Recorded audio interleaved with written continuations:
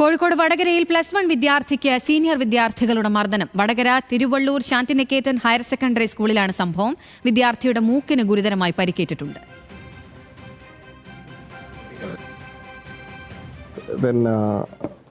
എന്തോ ഇൻസ്റ്റാഗ്രാമിലായിട്ട് ആരോ എന്തോ പോസ്റ്റിട്ടുമായി ബന്ധപ്പെട്ടിട്ട് +2 കുട്ടികൾ ആക്രമിച്ചായത്.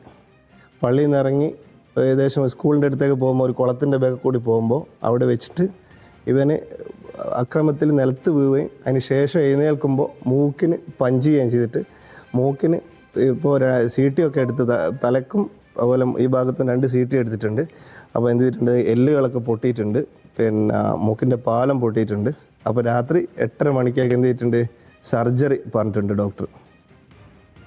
രതീഷ് വാസുദേവനുണ്ട് വിവരങ്ങളുമായി. രതീഷ്, കുട്ടിക്ക് ഗുരുതരമായ പരിക്കാണ് ഏറ്റിട്ടുള്ളത്. ഈ സംഭവം എപ്പോഴായിരുന്നു, എന്തിന്റെ പേരിലായിരുന്നു ഈ ആക്രമണം, എന്തൊക്കെയാണ് വിശദാംശങ്ങൾ?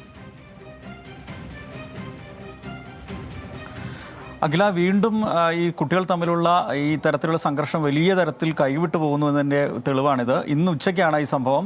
ഇന്ന് വടകര ശാന്തിനികേതൻ സ്കൂളിലാണ് ഈ സംഭവം ഉണ്ടായത്. സ്കൂളിന് പുറത്ത് ഇന്ന് പള്ളി കഴിഞ്ഞ് ഈ നേരത്തെ പറയുന്ന ആക്രമണത്തിന് പരിക്കേറ്റ കുട്ടി സ്കൂളിലേക്ക് പോകാൻ നിൽക്കുമ്പോഴാണ് ഒരു സംഘം വന്ന് മർദ്ദിക്കുന്നത്. സീനിയർ വിദ്യാർത്ഥികളാണ്.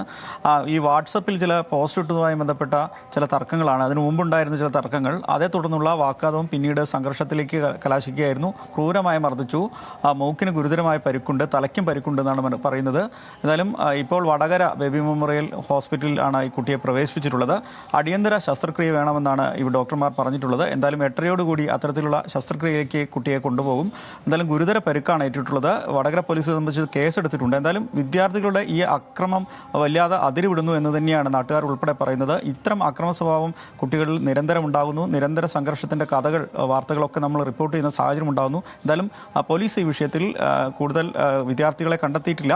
എന്തായാലും അത് പരിശോധന വ്യക്തമായി നടത്തുന്നുണ്ട്. സ്കൂൾ അധികൃതരുമായി ബന്ധപ്പെട്ടിട്ടുണ്ട്. ഇത് സ്കൂളിന് പുറത്ത് വെച്ചായതുകൊണ്ടുള്ള സാങ്കേതികമായ പരിമിതി ഉണ്ടെങ്കിലും അത്തരത്തിലുള്ള പരിശോധന പോലീസ് നടത്തുന്നുണ്ട്. എന്തായാലും കുട്ടിയുടെ ആരോഗ്യനില ഇപ്പോൾ മെച്ചപ്പെട്ട അവസ്ഥയിലാണ്. എന്തായാലും ശസ്ത്രക്രിയ കഴിഞ്ഞാൽ മാത്രമേ മറ്റു കാര്യങ്ങൾ പറയാൻ പറ്റുള്ളൂ. ഗുരുതരമായി പരിക്കേറ്റിട്ടുണ്ട്. ഇത് സംബന്ധിച്ച് കേസുമായി മുന്നോട്ട് പോകുന്നതാണ് രക്ഷിതാക്കൾ ഉൾപ്പെടെ ഈ ഘട്ടത്തിൽ പറയുന്നത്. അഖില.